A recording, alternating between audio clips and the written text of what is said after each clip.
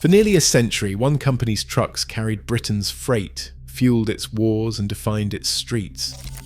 Yet behind the legend of Leyland lies a story of breathtaking rise and ignominious collapse, a tale where world-leading innovation gave way to tangled ambition, bitter strikes and foreign rivalry. Leyland did not just move goods, it built Britain's transport backbone. So how did the nation lose its largest manufacturer, and what was truly lost when Leyland slipped away? The answer begins in the heart of Victorian industry. In the thick of Lancashire's industrial heartland, the year 1896 brought together two men with a single-minded belief in the future of powered transport.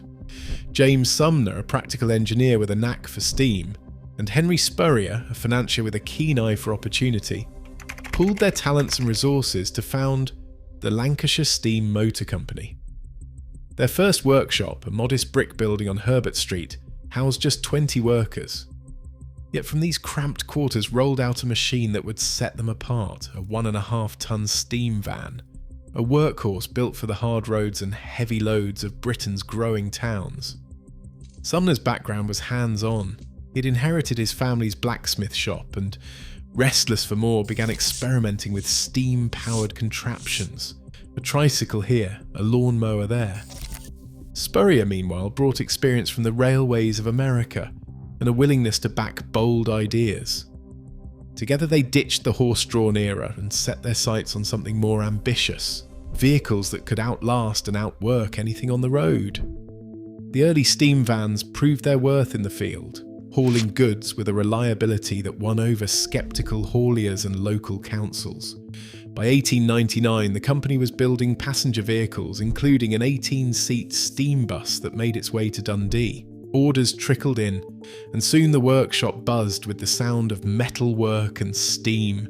The firm's reputation for robust engineering spread through Lancashire and beyond, drawing the attention of other industrialists and prompting an expansion to Hoof Lane by 1903, where the workforce grew to over 150. But the world was changing fast. Petrol engines, lighter, quicker and easier to manage, were coming into their own. In 1904, Leyland's answer arrived in the form of a squat, ungainly prototype known as the Pig. It was not a beauty, but it was a breakthrough, a petrol-engine truck that could travel further and faster than any steam wagon. The following year, a petrol double-decker bus with a Crossley engine made its debut at the Agricultural Hall Show, catching the attention of London's transport operators. By 1906, Leyland was refining its own petrol engines, pushing past early design stumbles to deliver vehicles ready for the rigours of urban and long-distance haulage. The company's focus on heavy-duty vehicles, vans, wagons and buses set it apart from car makers chasing the private motorist. Leyland's practical, no-nonsense approach won contracts with London bus companies and opened the door to export markets. The acquisition of Coulthard's in 1907 brought new capacity and expertise, prompting a name change to Leyland Motors Limited. The stage was set for growth on a scale the founders could scarcely have imagined. From a handful of workers in a rented shed to a firm known across Britain for innovation and reliability, Leyland's early years were defined by restless engineering and a willingness to adapt. That spirit, born in the clang and hiss of Herbert Street, would carry the company through wars, booms and crises. It was a culture shaped by the shop floor, by the men and women who built not just trucks, but the backbone of Britain's transport system. Gunmetal skies hung low over Lancashire as the First World War swept Europe, and the Leyland works thundered into action. War Office officials searching for vehicles that could survive the front placed their bets on Leyland's 3-ton lorries. Orders rolled in, first for 88 chassis, then hundreds more, turning the once modest Northworks into a hive of round-the-clock production. By 1918, Leyland had delivered nearly 6,000 trucks to the military, their petrol engines grinding through mud and shell craters from Flanders to Mesopotamia. Workers poured in, swelling the ranks from 1,500 before the war to more than 3,000. Young apprentices, barely out of school, found themselves assembling gearboxes under the glare of arc lamps, their hands blackened and proud. The end of the war brought a new challenge: peace. Leyland's reputation, forged in the trenches, now opened doors across the British Empire. The company pivoted to civilian trucks and buses, sending vehicles as far as India and Australia. By the 1930s, Leyland's name was stamped on everything from double-decker buses to the mighty Lion and Terrier lorries that kept British cities supplied and rural towns connected. The North Works expanded again, steel presses and engine shops humming with activity as the workforce grew to over 5,000. Truck drivers and mechanics across Britain came to swear by Leyland's reliability, a truck that could run 500,000 miles and still start on a freezing morning. As the world slid once more towards war, Leyland's factories retooled almost overnight. The Second World War saw the workforce surge above 20,000, with women joining the lines in droves.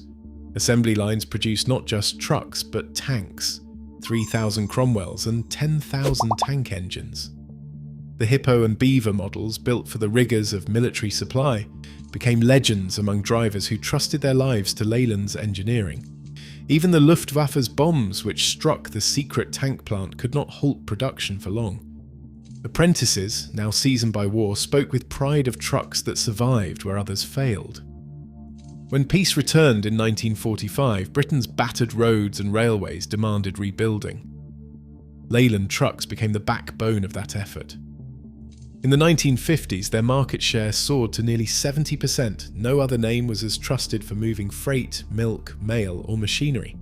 The Comet and Super Beaver models rolled out in their thousands, exported across the Commonwealth. On any British motorway, the sight of a Leyland badge was as common as the sound of a lorry's diesel engine at dawn. For the men and women on the shop floor, there was a quiet satisfaction, a belief that what they built mattered. One apprentice recalled, "You could see your work on every road in Britain. That's pride you can't buy." Leyland didn't just build trucks, it built Britain's transport backbone. And in these years, its grip on the nation's roads seemed unbreakable. January 1968 brought a new era to British industry, but not the one its architects had promised. The government's grand solution, merging Leyland Motor Corporation with British Motor Holdings, created a behemoth, British Leyland Motor Corporation, the fifth largest vehicle maker in the world. At its helm, Donald Stokes, a Leyland man through and through, strode into the boardroom with the confidence of a firm that had once dominated British roads. Yet beneath the surface, the new conglomerate was a maze of competing brands and tangled loyalties. The boardroom itself reflected the confusion. Stokes presided over a main board packed with directors from every acquired marque: AEC, Albion, Scammell, Guy and Thornycroft, each jealously guarding its own turf. The structure sprawled over 100 subsidiaries, each with its own management, its own engineers, its own vision of the future. Trucks, buses and cars all jostled for investment. Decisions slowed to a crawl as layers of hierarchy and internal politics smothered the urgency that had once driven innovation on the shop floor. On paper, the merger was supposed to deliver scale and strength. In practice, it bred duplication. 6 truck marques, each with its own badge and history, now competed not just with foreign rivals, but with each other. The same cab shell might be pressed in both Leyland and Albion factories, only to be fitted to slightly different chassis and sold under different names. The ergomatic cab, for example, rolled out of both Bathgate and Leyland, with only a badge or a dashboard marking the difference. Tooling costs doubled, production lines ran in parallel, and engineers found themselves redesigning parts that already existed, just to satisfy old allegiances. The chaos extended to engines. There was no unified diesel plan. Leyland's 0370 and 0400 engines powered some models, while AEC and Albion clung to their own designs. Resources poured into maintaining 6 overlapping product lines, instead of developing new technology to match the advances coming out of Sweden and Germany. Rivalries ran deep. The AEC team chased London transport contracts, while Leyland's export engineers eyed Australia. Scammell and Guy fought for heavy haulage orders, duplicating effort at every turn. On the shop floor, the frustration was palpable. Foremen, who had once prided themselves on efficiency, now watched as identical panels arrived from different plants, each with minor tweaks that made them incompatible. One supervisor said it was like building the same truck 3 times over. Stokes, meanwhile, toured the factories, urging unity, and promising that British Leyland would become a world leader. His speeches rang hollow to those who saw the daily waste, factories running below capacity, skilled fitters idled by shortages of parts that sat in another division's warehouse. While Stokes spoke of world markets and national pride, foreign competitors watched closely. Volvo, Mercedes and Scania were ready to exploit every weakness. The world was changing fast, and British Leyland's internal confusion left it slow to respond. The ambition that had once driven Leyland forward now tangled itself in bureaucracy, setting the stage for the battles, both technological and industrial, that lay ahead. Volvo trucks rolled off ferries at Tilbury docks, their cabs gleaming, engines whisper quiet compared to the old British diesels. By 1970, foreign lorries were no longer a novelty, they were a threat. Volvo, Mercedes-Benz and Scania set a new standard on Britain's roads: fuel economy, reliability and comfort. Road tests published in Commercial Motor revealed the brutal arithmetic. A Volvo F88 could manage up to 32 miles per gallon, while a Leyland Marathon struggled to reach 25. Mercedes-Benz and Scania posted similar gains, sometimes burning 20 to 30% less fuel than their British rivals. For hauliers battered by the 1973 oil crisis and rising costs, these numbers mattered more than any badge or history. But it was not just fuel bills. Fleet operators tracked downtime, and the gap was growing. Leyland's trucks spent an average of 12 to 15 days a year off the road for repairs, double the time of a Volvo or Scania. Warranty claims stacked up at Leyland service depots, gearbox failures, overheating engines, rusted panels. Operators like British Road Services logged 2.5 times as many workshop visits for a Leyland as for a Mercedes-Benz. The phrase "fit and forget" became the foreign maker's calling card. For British Leyland, it was a warning. Inside the Leyland plant, the pressure was relentless. The old pride of the shop floor clashed with a new reality: stoppages, walkouts and disputes that brought the lines to a halt. In 1972, the main Leyland factory saw 47 strikes totaling 185 lost days. A 14-week toolroom walkout froze truck assembly, idling 2,500 skilled workers. The following year, a 7-week dispute over bonuses shut down chassis lines, costing up to £7 million in lost output. Across the company, stoppages drained £200 million between 1970 and 1973, with the truck division bearing a quarter of the blow. Each week of halted production meant orders delayed, contracts lost, and confidence slipping away. Union representatives like the seasoned man from the AUEW stood on the picket line with a mixture of defiance and regret. He said, "We were not just fighting for pay, we were fighting for dignity, for the right not to be left behind." Yet every stoppage, official or wildcat, handed another advantage to the foreign competition. Fleet buyers, weary of broken promises, turned to Volvo and Scania. Export orders to Australia and the Commonwealth fell by a fifth. At home, Leyland's share of the heavy truck market dropped from nearly half to just over a third in 3 short years. The squeeze was everywhere. Foreign trucks burned less fuel, broke down less often and arrived on time. Leyland's own engineers knew the numbers. The boardroom, already tangled in its own politics, faced a cash crisis. The unions, embattled and divided, tried to defend their ground, but watched the order books thin. On the shop floor, the old sense of building Britain's backbone gave way to anxiety and anger. The pressure cooker was reaching its limit. The next blow would not be far away. By the spring of 1975, the numbers told a story no one could ignore. British Leyland's truck division was bleeding cash at a rate of £15 million every month.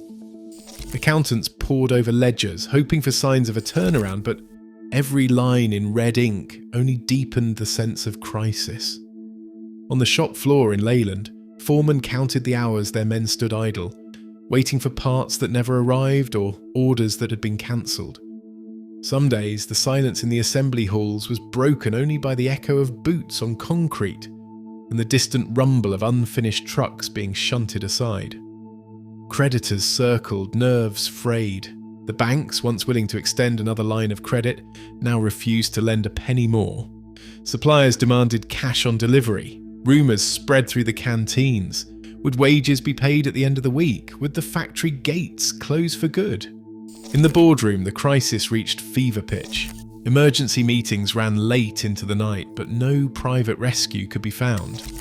The scale of the losses, over £200 million across the group, meant no investor dared step in. Auditors arrived with thick files and grim faces, confirming the worst. Without immediate help, the largest truck maker in Britain would collapse within weeks. On the shop floor, the old pride had curdled into anxiety. A foreman tallying up idle hours muttered, "It's not the work that's run out, it's the money."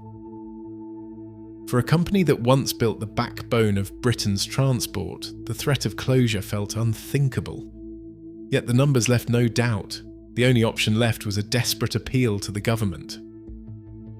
Ownership would soon change hands, but for workers and managers alike, the sense of loss was already setting in.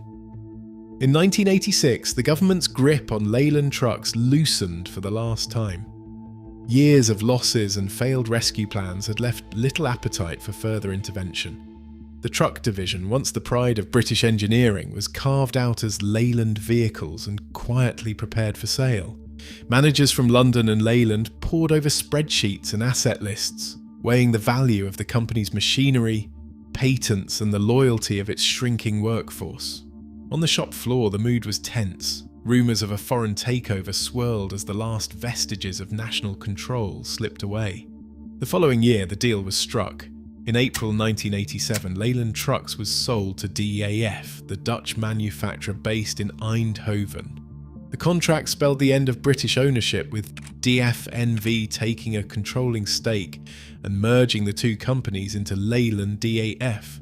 The Leyland badge would remain, but the decisions now came from across the channel.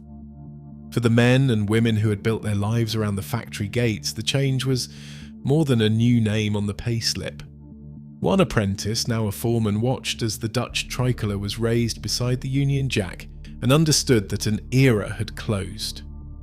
The sale brought promises of investment and access to European markets, but for many it felt like a final admission that Britain's largest truck maker could no longer stand alone. Leyland had built the transport backbone of a nation. Now its future and its identity rested in foreign hands. Today, Leyland's old factory still builds trucks under foreign ownership, a symbol of Britain's lost industrial sovereignty. As heavy vehicle production now relies on global giants, the question lingers: what does a nation lose when it no longer controls the backbone of its own transport? Leyland didn't just build trucks, it built Britain's backbone, and its fall closed the door on an era we still feel in every empty foundry.